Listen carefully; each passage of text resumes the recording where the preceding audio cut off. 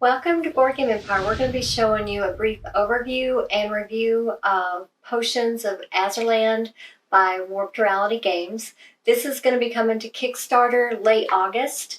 So this is a prototype that you're looking at. It's pretty close, they said, to what the retail version will look like. The deluxe version will have upgraded components, and you'll be able to see those on the Kickstarter. So we will put the link in the description. You can follow it and see what updates they have on the game before it comes out in August on Kickstarter. So this is basically a game where you are trying to get the most points by creating potions, drinking potions, giving your potions to the visitors. On each card it tells which potions they would like to have, and you get those points by doing those things. So it's a very strategic game where you are deciding through your priority board, and it's pretty cool. These little tabs come out so you can choose which order you would like to, which is most priority for you as far as the phases, and I'll go over that in just a moment. And so it's kind of a blind betting game because your opponent doesn't see that until later on in the round for each round. So it's basically it matters which number you have, because if you're the lower number, you get more rewards than the player with the next lower, and so forth. We played a 2-player game, so in our game, the first player would get 4, and the second player would get 2 of the reward for that particular phase. I'm going to go over a brief overview of how you set up the game. So you just start out with your resource dice here. You'll be rolling those during the, not the study phase, the forage phase, couldn't think of the word. You'll have your resources, the apprentice hats, the gold, the flowers, the mushrooms, and the little crystals. And then you have 3 different types of potions that you will be brewing: speed, love, and intelligence. And each visitor will require 1 to 3 potions to collect the rewards on the bottom of their card. Some of the visitors are infinite, which means they stay in this area until someone fulfills it, and then it goes away at the end of that round. The rest of them, when you fulfill them, they go into your tableau. But the ones with the little infinite symbol, like this one, that one, all players can fulfill it that round and gain the rewards. However, once it's fulfilled, it goes away out of the game. So I believe there's, I want to say 3 of those, I think, in the deck. There's a total of 4 that were included, and you put 3 of them into the deck and you shuffle it. So you start out by setting out your resources. You have your round tracker board. Each round, except for the first round is a starting amount of items or resources that each player gets based on which cauldron they have. First cauldron will get 1 potion, an apprentice hat, gold, and 3 resources. Second cauldron gets a potion and 3 gold, and then so on. Beyond that, each round you get the bonuses shown. Some are based on doing a certain action, some are just a flat-out reward. For instance, this one is, I don't know if you can see that, it's kind of little, but you get 1 prestige point for each market card you purchase. The next one is 1 point for each potion you brew. The next one is an apprentice hat. These apprentice hats are very helpful. They're a +1 and you can use them in foraging, studying, and brewing.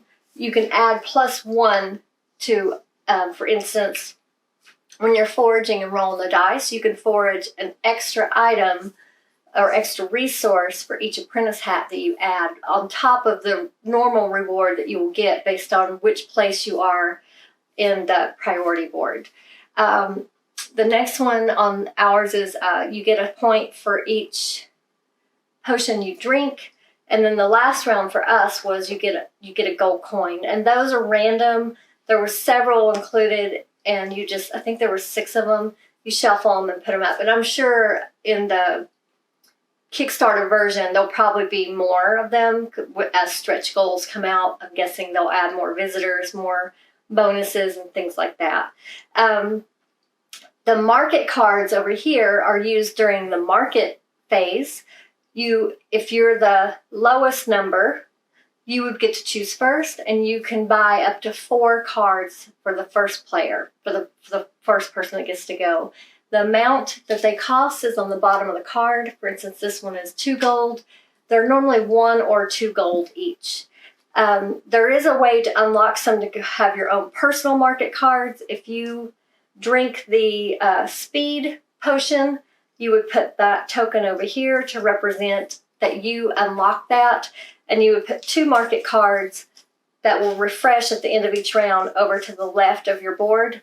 If it's by your player board, you are the only ones that can purchase those, so it kind of gives you a benefit of not having to worry about fighting over these because they're first come, first serve. If you want to purchase these, they're yours. They will go away at the end of the round because you're going to be refreshing the market cards at the end of every round. The visitors, you start out with 2 per player. I think we start out with 4. Then you'll have a deck up here of more visitors. You always have 2 showing they're on the road, so they'll be coming into this area next round. So you'll always have 2 showing so you know what's coming up. And these can just keep building on each other until they're fulfilled and go into a player's tableau area. So you'll have several. I think we had 5 at the most because we were fulfilling them pretty often, because this is how you get the points. The points are in this upper left corner, and you get the points and whatever reward is showing on the bottom. There's 4 different types of rewards. There's instant, once per round, where you just activate them, end of game, and permanent visitor, which is the ones that have the infinite symbol. So, and these do tie in to your player board in the sense you can get more points than are showing here if you've upgraded your level of your your potion making. And you do that on the bottom of your player board. There's a study area. When you're going, that's another phase on your priority board. First player would get 4 movements on the study track. Next player would get 2. This is in a 2-player game. And you can also add some apprentice hats if you want to do more. They are different cards that also give you more study movements. But as you move up this track, you'll gain forages if there's a little basket. And when you get to the I, that means you're an intermediate, and you're trying to get to the end of the E, which is expert. And you gain, when you drink a potion, you gain rewards based on where you are on your level. However, if you're higher up, you can choose any of the rewards, but only 1 level. So if you're intermediate, you could choose the novice or the intermediate level. And you could see on this one, you would get 6 study movements if you're intermediate. We didn't get to expert, or Anthony did, but he never used this one. He didn't drink a potion after he got there, but this uses this intelligence dice, and I believe you just roll it and you would get the reward that's showing there. Which is really good. Some of it's prestige points and a potion. It looks like it's all potions and prestige points. So that is actually a really good reward. But he got there near the end of the game, so he never got a chance to drink a potion. We were too busy fulfilling visitors. So it was harder to...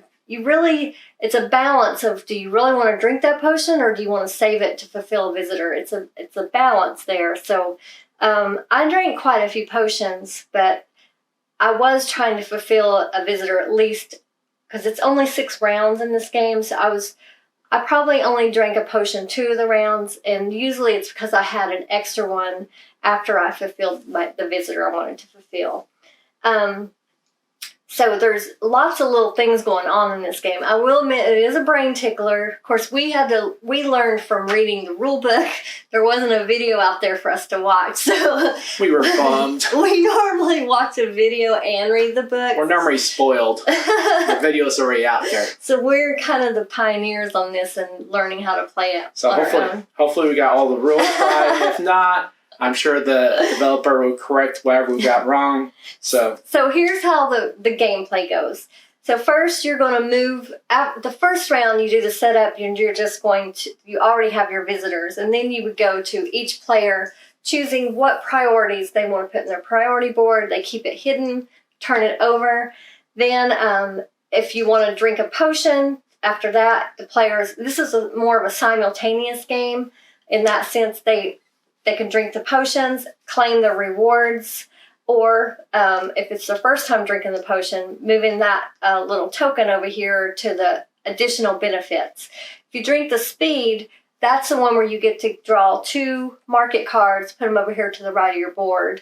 If you drink the love potion, it's the persuasion spell.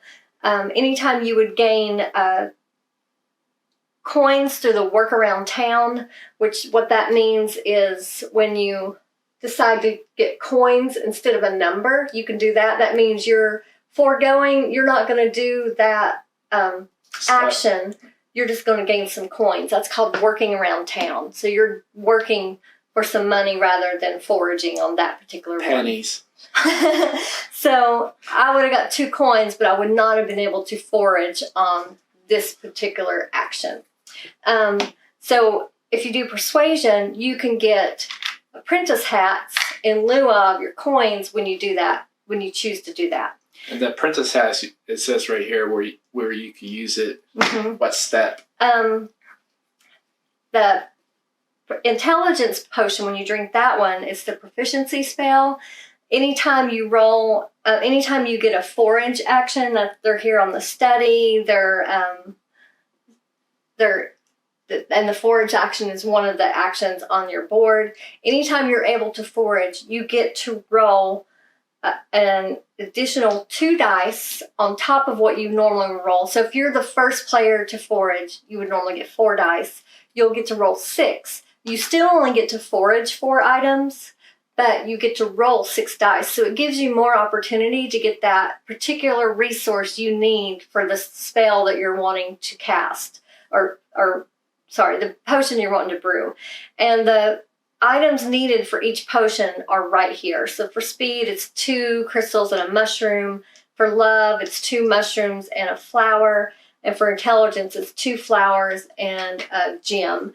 So it's very simple as far as once you've got it, it's a very simple game in the mechanics, because it does flow very well. It's just a matter of getting all those little, because there is a lot going on. You've got your visitors, your market, your studies, your potions, your round tracker, and your priority board, kind of keeping all that at mind when you're strategizing, because there is a ton of strategy to this game. Then after once you drink your potions and do your boards, we'll reveal them. Then you just compare them. For instance, for forage, I chose to work around towns. I would just get my coins. Anthony would get to forage 4 items by rolling these dice. And if he had the proficiency, he would get to roll 2 additional dice and then just choose 4 out of that. The study one, Anthony chose to work around town in this particular round.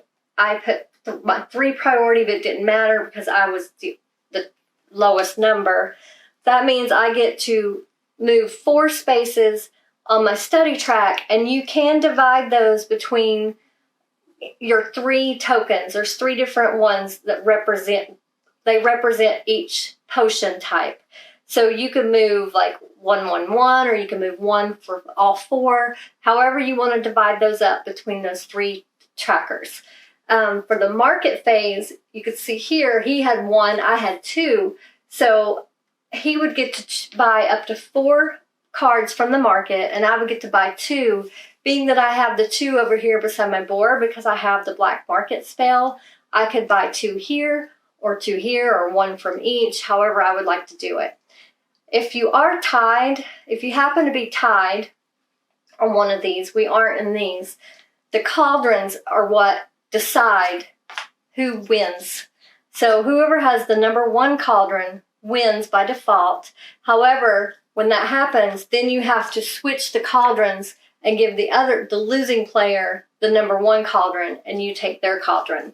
So that's a way to balance it in ties, and it keeps you from it's a good way to decide and flipping it back and forth. So next time, if you tie again, especially in a 2-player game, it balances out to where they get to win the next time. It also is the tiebreaker. It determines the tiebreaker at the end of the game, which was how we actually tied. We both got 40 points, which I'm surprised because I was so far ahead of him at the beginning of the game. And then I figured out the game, so I was like, and yeah, he caught up pretty quickly, and I was shocked that we were tied. And the reason we were tied, he fulfilled a visitor card at the very last action I was planning on getting. So it cost me 2 points because I wasn't able to get the prestige card he got. I was able to get 4 points another way through a different visitor, but it cost me 2 points, or I would have actually won just normally. But I had the number 1 cauldron, so I won the game because of that. During the brew phase, whoever has the lowest number gets to brew up to 4 potions. The second player in a 2-player game would get to brew 2. And that's where you're using your resources to brew potions based on the formula that's on top of your player board. And the last action is fulfill, and that's where you're giving these visitors the potions that they desire, and it could be anywhere from 1 to 3 potions. It starts out with 1 potion, you put, I think, 2 per player, I want to say. I believe. But you put out a certain amount per player, and I believe it's 2 per player. And they're all 1 potion cards. And then the rest of the deck has 2 and 3 potion visitors. So those will be coming out randomly. And so you're doing this every round. At the end of each round, you're refreshing the market, turning over the bonus tile, and you'll be resetting, pulling out your priority tiles and resetting what you feel is the most important, and hoping that you get first place on several of those that you really are gunning for. Because I could tell you, there were a few times that I had my potion ingredients all lined up to do all 3 of them, and I was second place. I didn't have any apprentice hats, so I could only brew 2 of the 3 that I had the ingredients for. So that did hurt.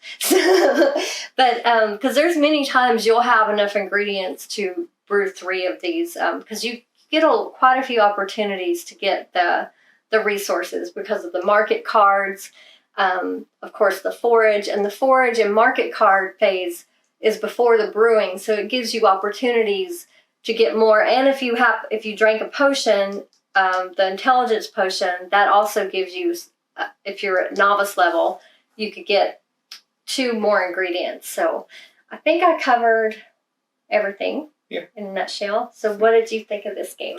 I really like the components, the illustration, great components. And this is just the prototype. So I'm guessing the more, upgraded components are just make this phenomenal, because it's just already a really good looking game. So really high component. So for the mechanics, really cool mechanics, very strategic. You pretty much could come back if you fall behind. I like that. There's also player aids. The player aids are really nice. Yeah, and so, but the mechanics are very simple once you actually play it one time. Pretty much just like, I guess you would call resource management, blind betting, maybe set collection and hand management. I don't know, but there's different aspects of mechanics in the game. but it flows very smoothly. There's no hiccups or any fiddly stuff that occurs. It's very well thought out. I could tell it's been play tested quite a bit, so it flows smoothly. And the board pretty much has indicators of what each thing is. So really, they thought of everything. And so really like the mechanics, replayability, high replayability, especially I'm guessing with the Kickstarter, they're going to have way more cards, way more things to unlock. Hopefully this game does very well because I think it's going to be a really good game in the midweight game style. So really like the replayability of the game. Overall total, I'm giving this 8.5. I think that this is going to be a contender with a lot of the midweight games because it's just so very strategic. And then even with a two-player, we played and we were learning. But a two-player game, I can see this playing in 40 minutes, 45 minutes or less. Once you know how to play it, because it's just so fast. Once you figure out your bidding and everything. So really cool game. I think highly recommended. I gave it 8.5. I could see this game, going up as time progresses, as we play more, or if there's expansions, or find more strategies to games. I think this is one of those games that you will, as time goes on, will go up because there are different strategies that you could figure out in the game, as opposed to just being one strategy and then you can't progress or ruins the replayability. So highly recommend. So I agree. This is a great game. We enjoyed playing this game, even though it was a brain tickler for us to get it all. It took just a couple rounds for us to get it where we were flowing smoothly, and their player aids are very helpful. But I really like these little priority boards. You put them together. They're 3 layers, and I love the way these slide out. They put a lot of thought into the components. And it's just, I love the artwork. It's just a really fun game to play. And again, this is just the prototype. I mean, it's an amazing prototype. And they did say this would be very close to what the retail version will look like. And so I was very impressed with that.